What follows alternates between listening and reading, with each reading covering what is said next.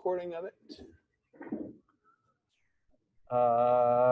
Good question. Sherry asks, why is it called cowboy, cowgirl?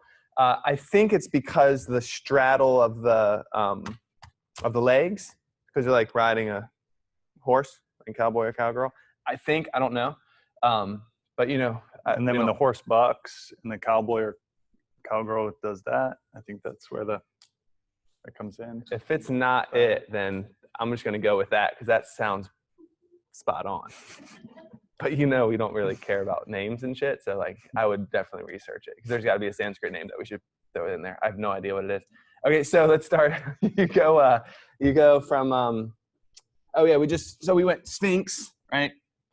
And so you have that lower down, place the hands underneath the shoulders, press up to the knees, and then walk. So here it goes, press up to the knees. I think you have that in the script, is that right? And then instead of walk the knees to the front of the mat, so walk the knees to the middle of the mat. Yeah, it could be the front. I mean, it doesn't, you can do it front. It's no big deal. Silence. Oh my God, now it's on.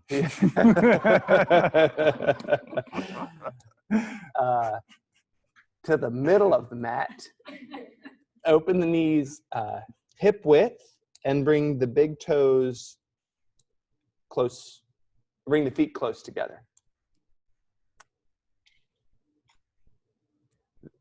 Then sit the hips back to the heels. Or big toes touching. You could do that too if you want to. No, you can't. Sorry. Don't do that. Bring guys. the feet close is what I said.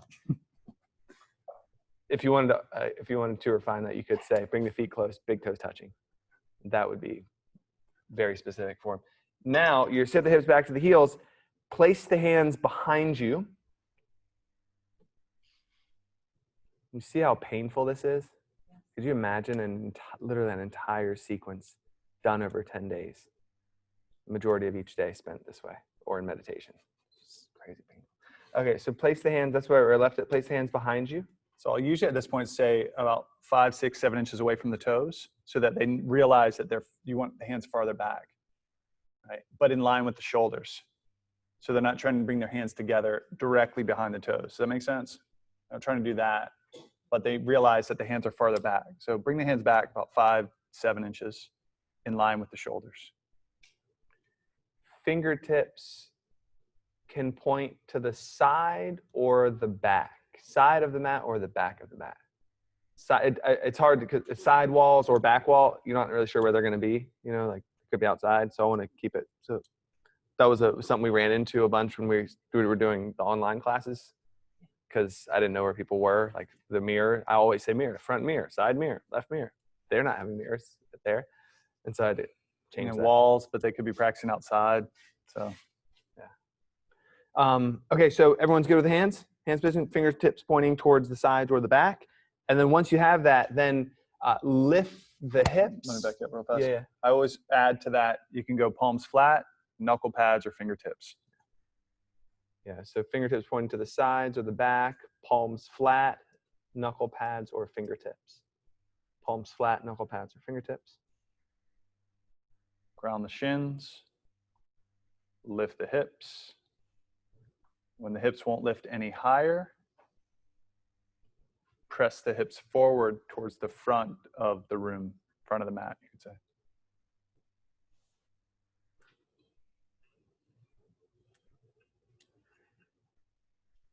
You guys need that one again? No. Ground the shins, lift the hips. When the hips won't lift any higher, press your hips to the front of the mat or front of the room.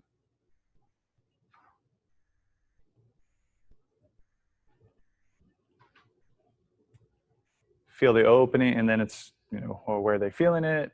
Vertical stabilization, it's all that stuff at that point. Feel this through the front of the hips. Hips draw forward, spine stays fairly straight. Keep the hands back. If you want something specific, anchor the shins. Lengthen the tailbone down. Lift the hips. ... At the end, anchor the shins, tailbone down,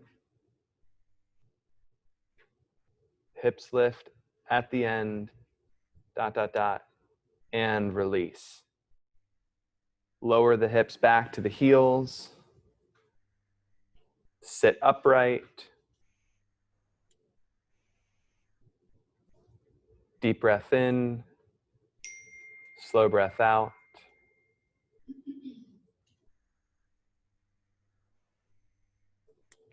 Then, because you're going to need this, come to all fours. Tuck the toes, lift the hips, push back to down dog.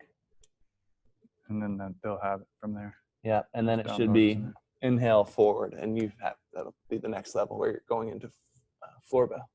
Cowboy is also in the flow script, but I'm pretty sure we have the knees going too wide in that. I think we do. But Yeah, I'm anyway. pretty sure we do. Does it say shoulder width? Shoulder width's fine. Okay. Yeah, if it does, that's cool. But if it says wider than that, then adjust it to hip to shoulder width. I would say hip width, because typically what people do, hip width, they'll go wider than what their hips actually are. There's been a few teachers lately that have been saying mat width and go really, really wide, with like too wide with it. So that's why I wasn't sure where they get that. Yeah, that's it. Is that what it says, Jay? Hip to shoulder? Yeah. Okay, cool. It's in line. Okay, cool. 6 to 8 inches. Hip to shoulder width, roughly. Cool. All right. Get into some theming. All right, so let's open up our manuals to class composition, page 6. And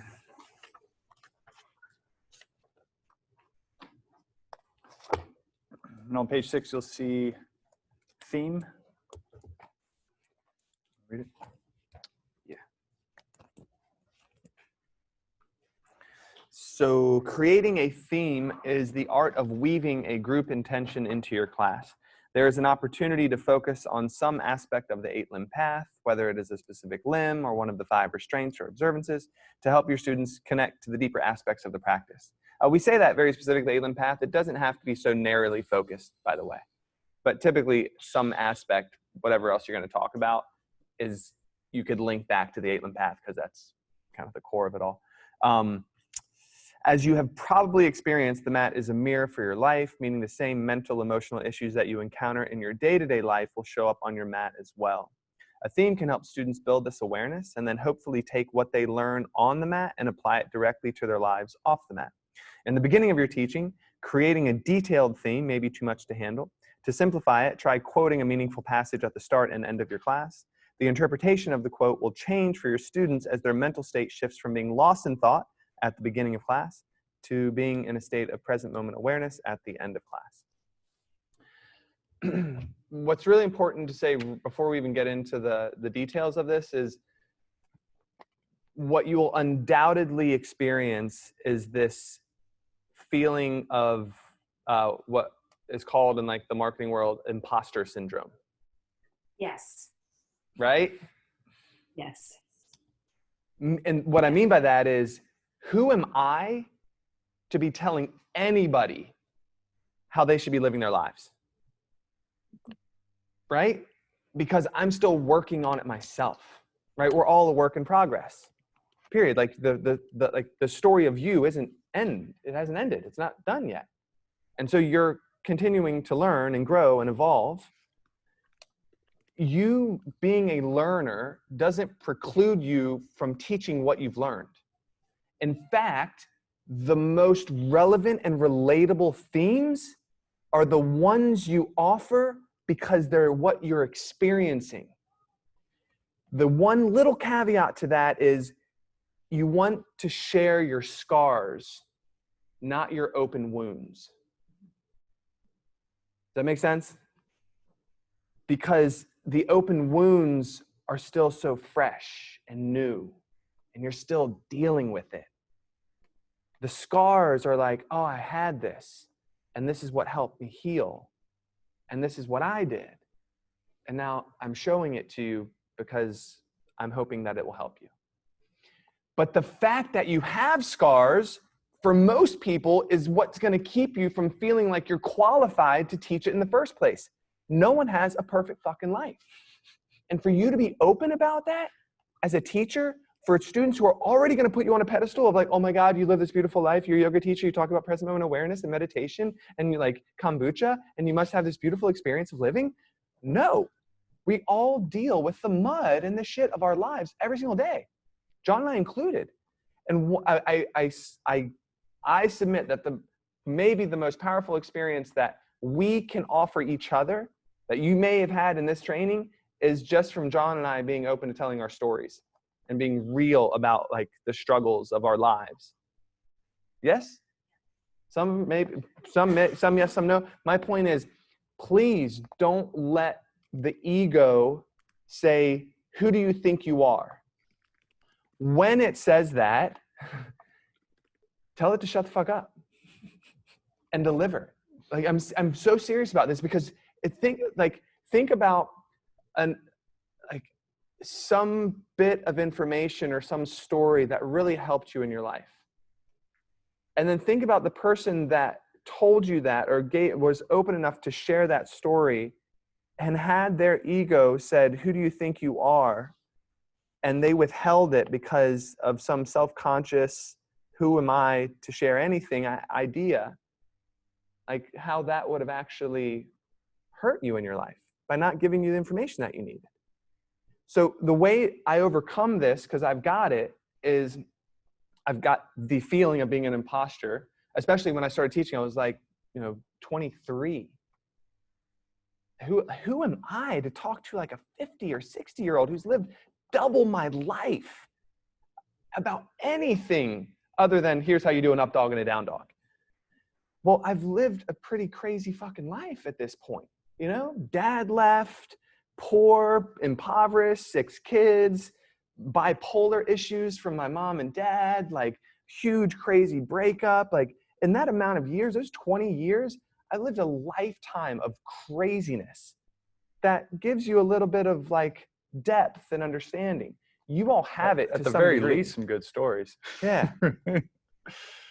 So my point is like, the way you get around it is by recognizing that you not sharing could actually hurt somebody. By not adding value to an experience, this is what I really feel makes us different, is that is yoga. If you can teach an up dog and a down dog, you have the right to teach present moment awareness, karma, conditioning and past conditioning, and how it's keeping us trapped in all the things that we've talked about that we're going to, on the last weekend, we'll bring it all back up and lay it all out in a cool little framework for you guys. Does that make sense? I really want to just like hit this home because this is so important for you to add. And I know it because I have it, is that's the first thing that comes up is, who the hell am I to teach this? Who do you think you are? And what I would say is, who are you not to? And if that doesn't get it, if that doesn't like move you into a motivated state to do it, then for me, what I needed to go to the next level and be like, if I don't share this, someone's life could be adversely affected. Is it true? I don't know, but it helps motivate me to actually like go there and say what needs to be said. And to not let your past scars somehow disqualify you from sharing something really powerful to people. Cool? All right. So let's take a look at this real fast. And if you're on Zoom, Chris is going to pan the camera over in just a moment. And I've tried to write this as small as possible, so it's really difficult for you guys to read. Hold on real quick. So Elizabeth said, imposter syndrome, quote, fear of being found out to be unworthy, unfit, incompetent. It's the ultimate form of self-bullying. Yeah. Thanks, Elizabeth. I'm going to move this. And so the top, it says theming. And then underneath this, it says saying sound bites story. Saying sound bite story. Another word for saying is a quote. But we couldn't figure out another word with an S on it, so we said saying. We need alliteration is very important to us. Yeah, of course. It was Chris. So saying sound bites and stories. So this is the ultimate structure of theming. Saying, sound bites, and story. That's going to be the high level. All right. So that's like when you get this stuff down, saying, sound bites, and story is how the structure, your framework of theming is going to come about. Today, for class, right, my saying was, can't remember what it was. It was a quote. It was it was basically detachment. It was the inner peace, right? It was the conversation we were having prior from Deepak's book, right? So that was my quote, my saying. I can't remember exactly the exact way I said it, but that was the quote. It was like Deepak and Eckhart Tolle kind of mixed together probably. And then my sound bites throughout the class were about peace, or about guarding that inner peace, or about coming back to that our inner strength. And so I was using the dynamics of inner peace, playing with different words that worked within the class. You guys heard it. You probably didn't realize it because you were in the practice, but that was dropping sound bites throughout the class that had to do with inner peace or inner strength, or some relation that way. And then the story at the end was the story of my son Sebastian being born, right? And that was the framework, how our daily practices ground us and create the bedrock for us to have those experiences and hold to our inner peace. That was the kind of the gist of the story that I told, right? And so that's the framework. That's the structure that we want. Coming out for the first time teaching, don't, unless you really want to, don't try to do this, because there's a lot of other stuff you're trying to get, right? Just cueing, just to get the framework of how you're teaching, the lighting, the heat if you're teaching with heat, the music, all of these pieces of teaching that we're trying to master are there in front of our face right away too. And so making this simple is important in the beginning. This is also going to get your give you flight time in your teaching, and flight time talking to the class, saying quotes and working this process so that you can build up to this. Does that make sense? Okay, so but this is the framework. What we'll start off with is one, saying in the beginning, and then the same saying at the end. So a quote in the beginning, the same quote at the end. It's the easiest way to do it. So saying in the beginning, the same saying at the end. If you're thinking, but won't everyone be like, hey, you already said that? No. And the reason is 20% of the people were listening. Of those 20%, they listened to 20% of the quote. And so most people didn't even hear you. Yeah. It's the real truth. And the people that did, by the time they get to the end of the class, remember we talked about how your brain state changes? Yeah. So they are hearing it in a different way. And because you're in that present moment, it's a right brain experience, which is non-linear. And all of a sudden your brain will start making connections of that, what that quote, what that saying means to them in their life. Okay. It's important for a couple pieces. For number one, it's important to keep it short. Don't try to do a quote that's a paragraph long. That's like, keep it at like 2 or 3 lines tops. In the beginning. Yeah, in the beginning. When we say in the beginning of class. Yeah. So this first quote in the beginning of class, keep it short and concise. Don't go too big with it. I mean, because your people are standing here, right? And whether it's Niyata or Vinyasa when you're dropping your quote, right? So keep it, and most people are ready. They're here and they're ready to get started. A lot of people are there for the physical practice of it. They're interested in your quote as long as it doesn't get in the way of them getting their practice started. It can get too long. We're like, oh my gosh, please get us moving. Please get us moving. So keep it concise and to the point. The other piece is to know your audience. I know who you're teaching to. Like overtones of religious quotes are fine if you're teaching to your church group, right? But if it's to a group that you're not quite sure, or they may have a different religion or different feeling to particular teachers, and when I say teachers, I mean masters that had a religion fall underneath them. just know your audience. Or another great example of this is if maybe you're teaching to a special ops group, right? And then your whole theme is based around like literally nonviolence or something like that. We're like, I don't know if The first Yama is nonviolence. It's as they just went off. It's a message to market mismatch in the marketing world, they call it, right? You want to make sure that your message matches your market, right? So the people you're dropping this quote to are resonating with it. It seems obvious, but just to make sure you do your homework, right? Because you are going to have those experiences where you're teaching a group of people. Like, hey, I want you to come and teach my I think an example of it, my AA group, right? And then you're theming around, man, partying is awesome. It's a free spirit. And like, oh yeah. And like, you know what I mean? All right. So, bad example, but you guys get where I'm going. So keep it simple, keep it straightforward, know your audience, know who you're talking to. And then, I kind of said the religious overtones. And you talked about shift perspective. Mm-hmm.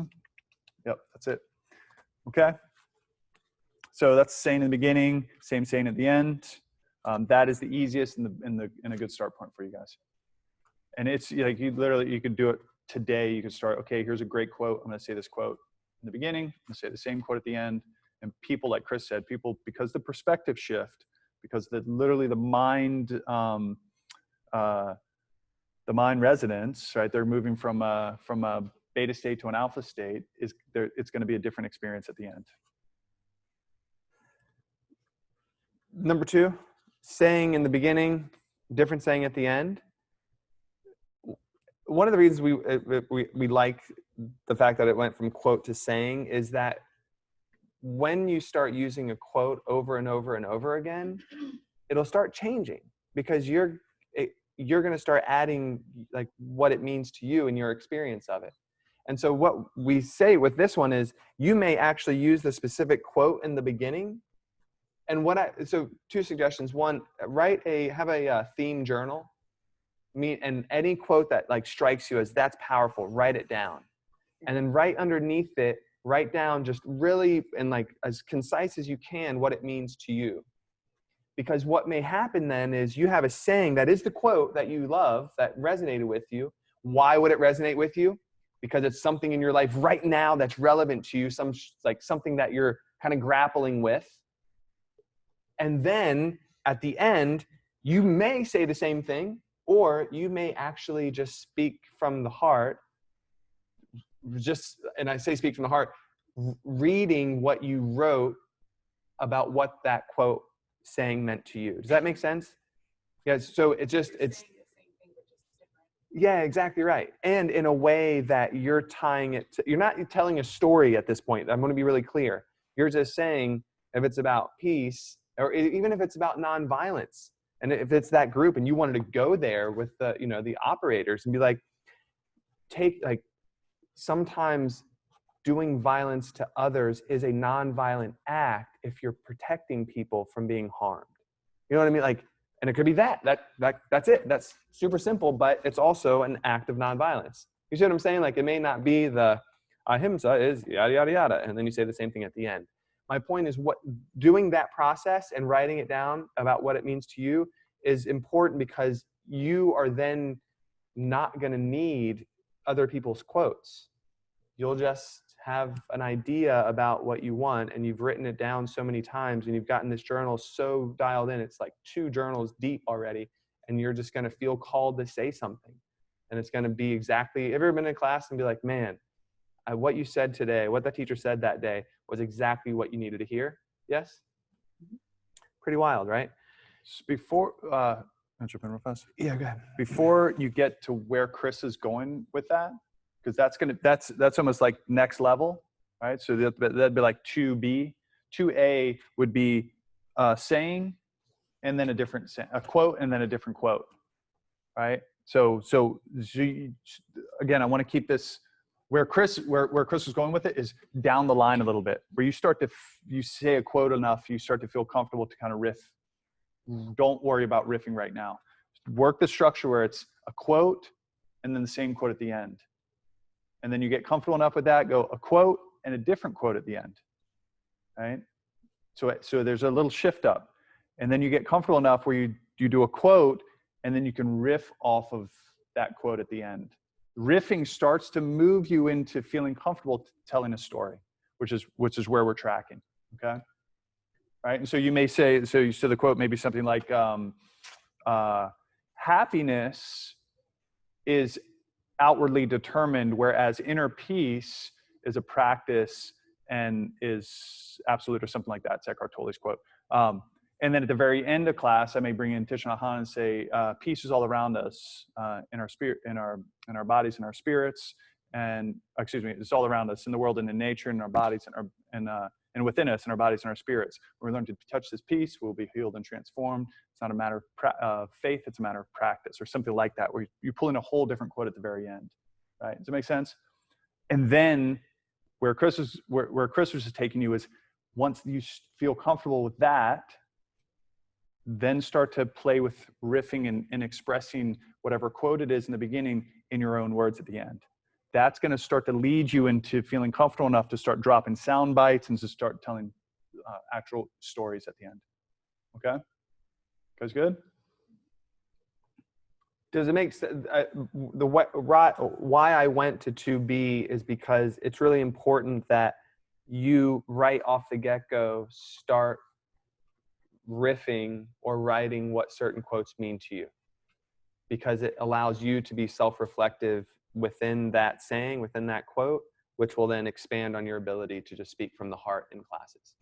So when he's saying this is what he was saying with a journal, keeping a journal. Then you're doing the riffing and you're playing with it in your own words by yourself, like in the journal, right?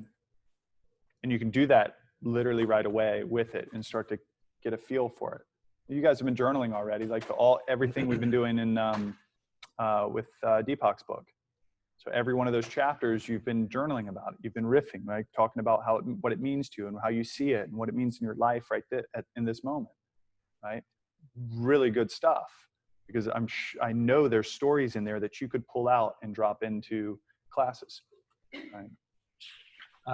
We used to have a teacher, Smitty, and he had an experience. There was a new student, this guy who came in, and he did the whole intake, and the guy seemed nice enough. And in class, he said the guy was just kind of all over the place and really struggling. He was going like in child's pose, he'd get up, and even in poses, he was just like, he just seemed way like distracted and very like disheveled the whole time.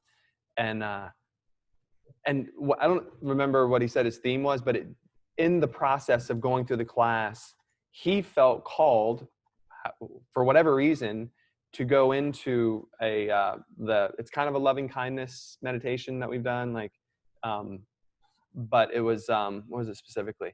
Oh, it was, he was like, I haven't done that. He hadn't done it in like months or even years. It was just a long time. And all of a sudden it came to him. He was like, you know what? I want to do bring into your mind's eye the image of someone you love, and let them know how much you love them, how much you care for them.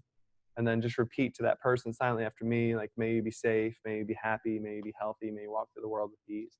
He was like, it came from some other place. I had no plan on doing it. It wasn't even a part of my theme. And I decided to deliver that at the end as the ending kind of saying thing. And the gentleman that was there after class came up and thanked him like profusely because his dad had just passed away. Smitty didn't know that in the beginning. He didn't know why he was like experiencing all the disheveledness and he was all over the place, but he was struggling with the loss of his dad. And so what he said, he experienced a level of closure that he hadn't had by doing that little, may you be safe, may you be happy, bring into the image, everything I just said. And so he thanked Smitty like, man, I can't, he was in tears and thanking him for the experience of it. This is Smitty having kept a journal, doing all the sayings, writing all the quotes, and then getting to a point 2B where he was open to, in the moment, being like, I feel called to say this. And so he did. He didn't know why, but the gentleman came out and told him why. That was it. So that's like, it's such a good story because it was Smitty like going for it, going out on a limb and just being like, yes, I feel it. That's my intuition. I'm gonna do it. And he did it, and what happened was this beautiful, what that person needed to experience and hear was exactly what Smitty said. Pretty cool, huh?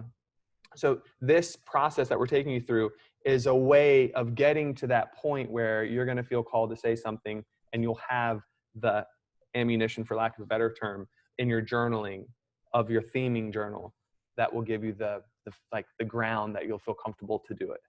Cool? All right, let's go to 3. So you have the saying in the beginning. Now we introduce sound bites, and then you can do the saying whether it's the same or different at the end. So the addition of sound bites it's all it is like these little phrases that kind of allude to the overall theme that you introduced in the beginning, that most people honestly are hearing, but may not even make the connection that what you just said is related to the bigger theme of the class. Right? This is you being the MC and orchestrating this really beautiful experience of music, sound, lighting, heat, and the flow of the class, and even deeper, this like well choreographed, deeper meaning to the entire experience. Sound bites, they're not long. They're not like this big sentence. It's like what you're call it like 3 to 5 words, literally. Like, so if you were so today's theme was kind of non-attachment or detachment and inner peace. And so at one point, I think I said, let go of the pose, or don't hold on to that experience, or allow this pose to be a new experience, or something to the effect of like non-attachment or detachment. So it can be as simple as just, a couple words that are related to the overall theme of the class. If it was peace, you may say something like, they're in standing bow, and you may like say, how hard are you pushing? Can you find that perfect balance of ease and effort? Can you find that place of peace, or something like that, where it's only it's a phrase, guys. It's really short. You drop it in within the practice, but it's related to the theme. Does that make sense? And so when we're doing this, when you're in your theme journal, with every quote, start to put 3 to 5 phrases underneath it that could work as sound bites within the class.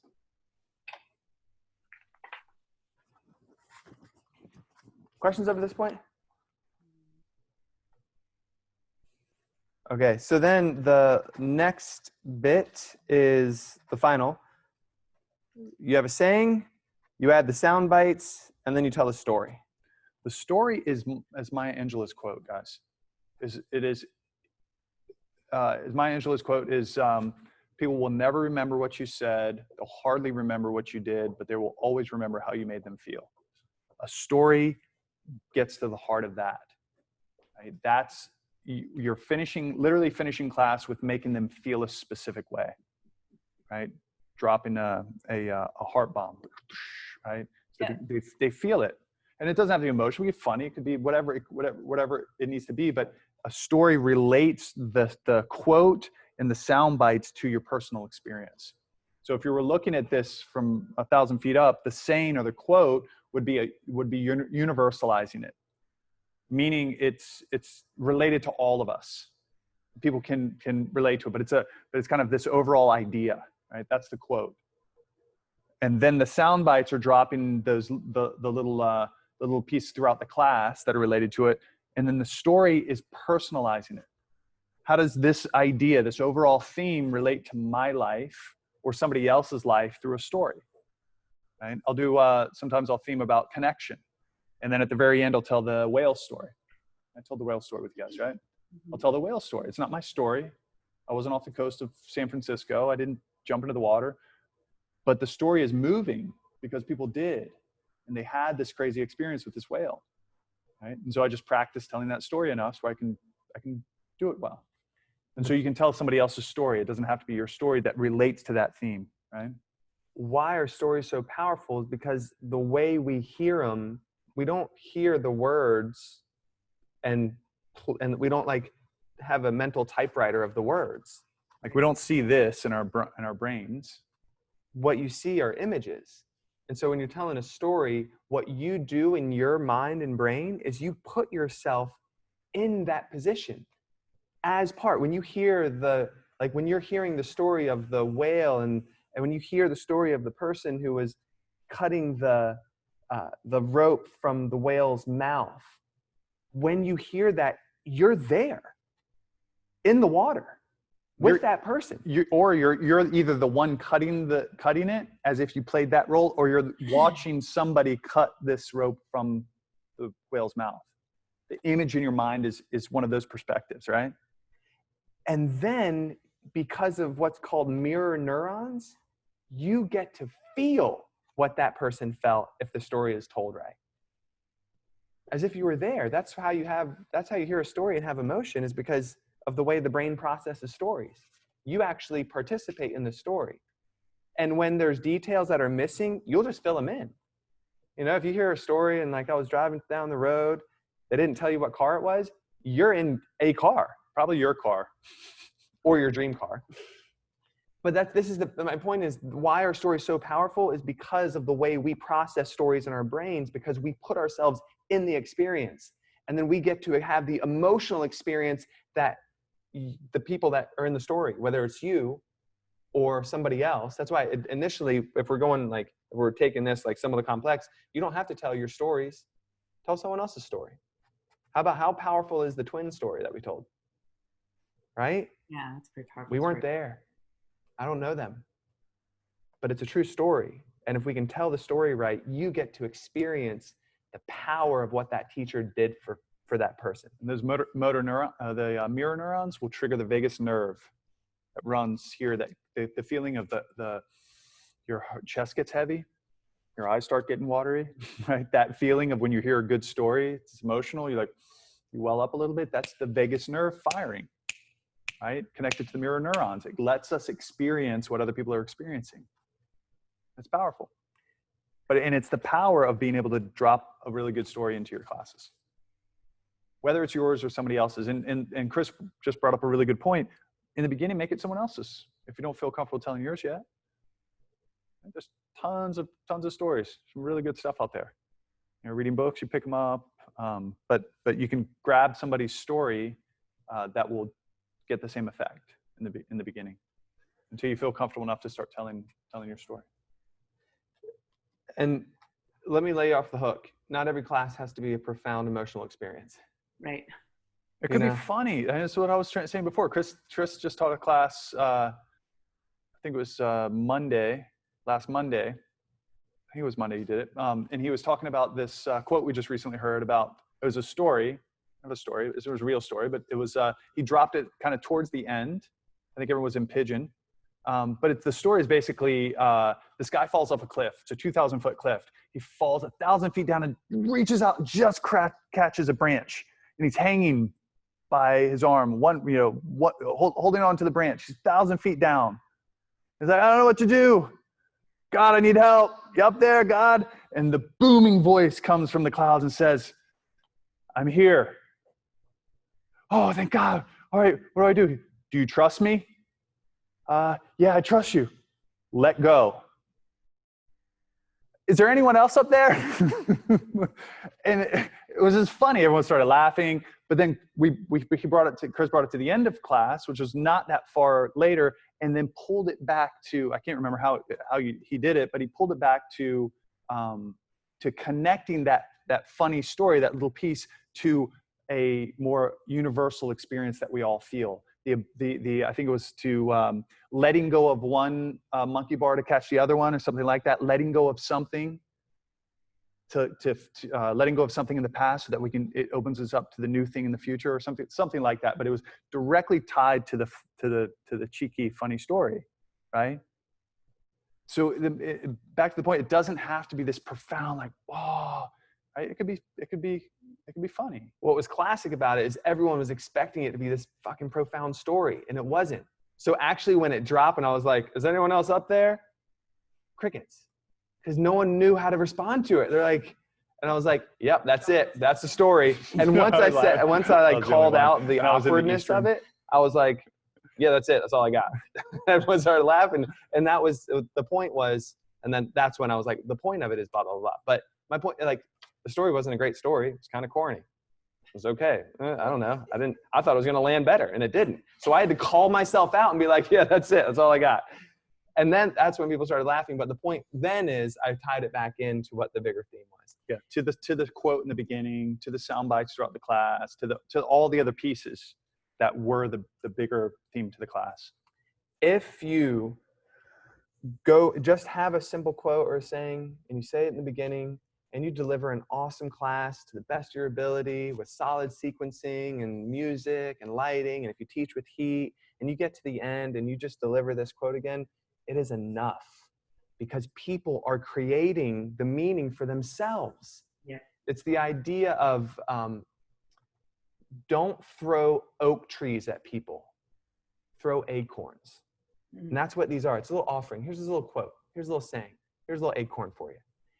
You throw the acorns, they grab it, and they make it into an oak tree, because it's going to mean something to them in their life, because that's how our brains work. Oh, you talked about forgiveness.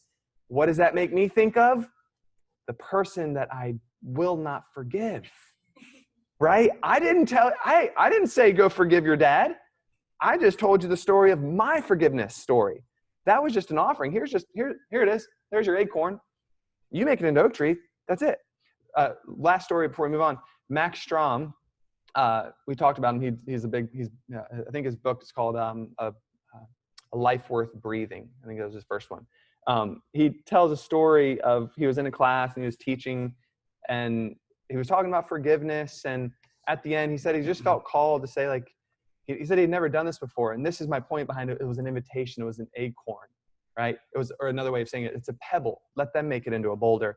It was like, and if there's someone in your life that you're holding a resentment towards, the question I ask is there any room for forgiveness?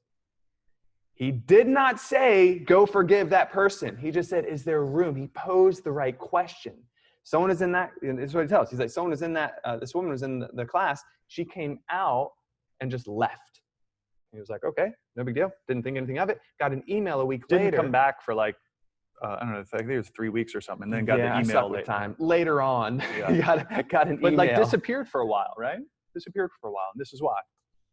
Got the email and it said, you know, I was in the class when you talked about forgiveness, and I was so taken back when you told me I should forgive my dad.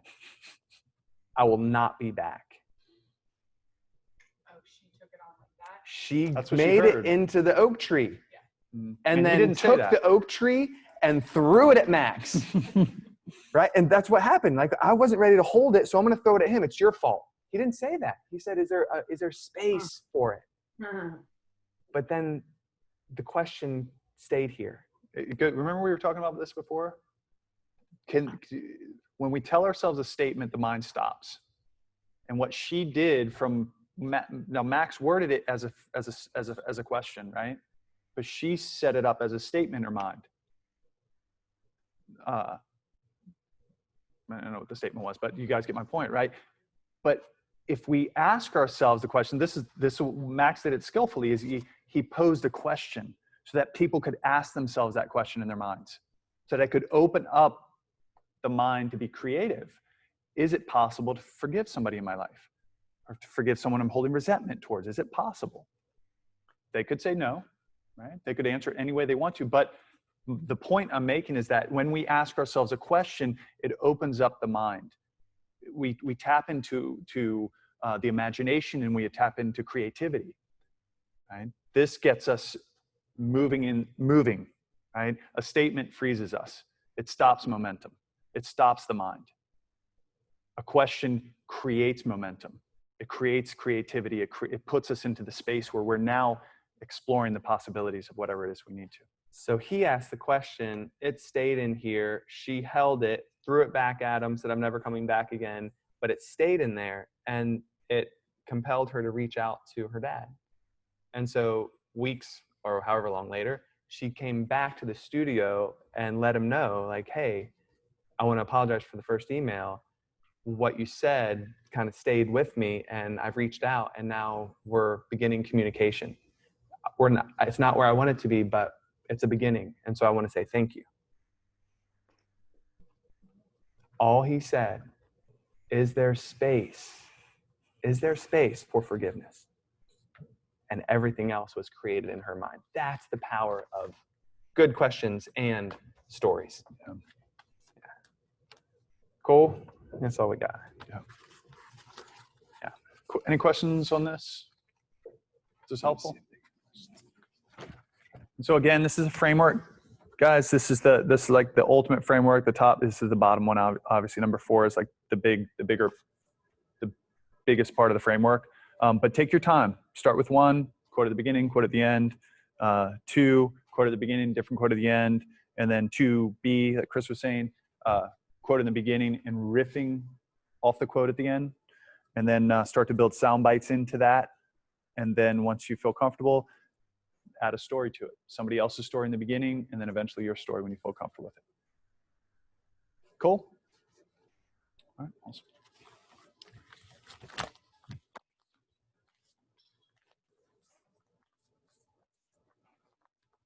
You guys need a little break? We'll take a 2-minute break. All right, let's do it. Let's take a 2-minute break.